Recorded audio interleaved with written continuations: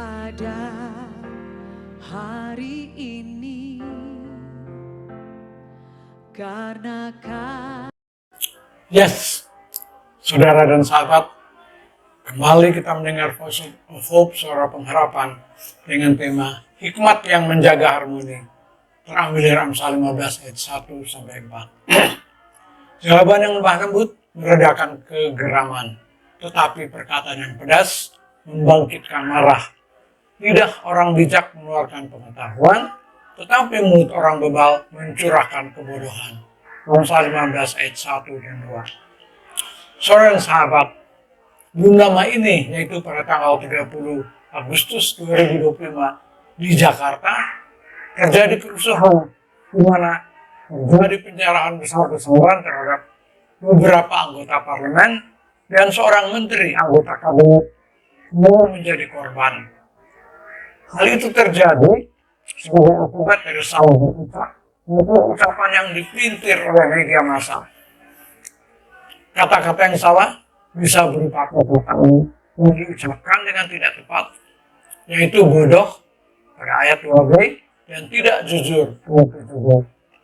Juga bisa berupa perkataan yang diucapkan dengan emosi yang tidak terkendali.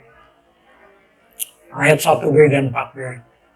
Perkataan kasar dan diucapkan dengan nada tinggi mudah memicu kemarahan pihak lain. Sebab itu, sebagai orang beriman, kita harus belajar menggunakan kata-kata yang lemah lembut. Agar kita terhindar dari masalah seperti di atas. Sebagai orang beriman, kita harus memiliki hikmat dan berhikmat.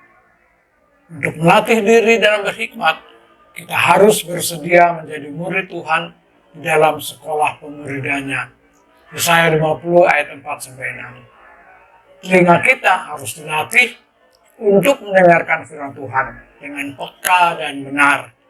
Lidah kita harus dilatih untuk mempercakapkan firman Tuhan, baik untuk menegur dosa atau untuk menghibur dan menguatkan orang yang sedang bergumul. Menjadi murid Tuhan berarti menjadi representasi dalam menyalurkan berkat Tuhan kepada sesama. Sekolah pemuridan Tuhan bukanlah sekolah kepribadian tempat kita dilatih berpenampilan baik dan santun. Sekolah pemuridan Tuhan adalah sekolah tempat karakter kita dibentuk dan kepekaan kita akan kebenaran diasah.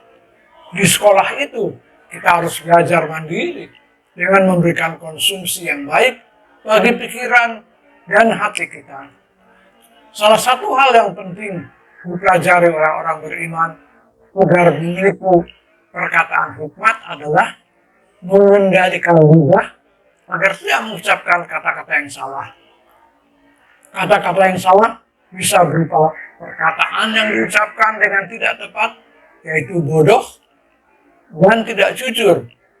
Juga bisa berupa perkataan kasar yang diucapkan dengan penuh amarah. Perkataan kasar yang diucapkan dengan nada tinggi mudah memicu kemarahan pihak lain. Sebab itu, orang beriman harus belajar menggunakan kata-kata yang lembut yang bersifat menenangkan. Selain firman Tuhan yang utama, dalam membentuk sikap kita, dapat melakukannya dengan menyeleksi atau memilih antara lain jenis bacaan kita sehari-hari, tipe orang yang kita teladani, jenis musik yang kita dengarkan, jenis film yang akan kita tonton.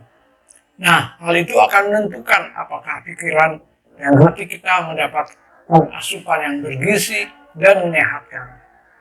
Hanya dengan filter firman Tuhan, maka semua itu menolong kita bertumbuh, dan dengan demikian dimanapun kita berada, berkarya dan bermasyarakat, kita selalu dapat menjaga dan memelihara keharmonisan hidup ini. Tuhan Yesus memberkati.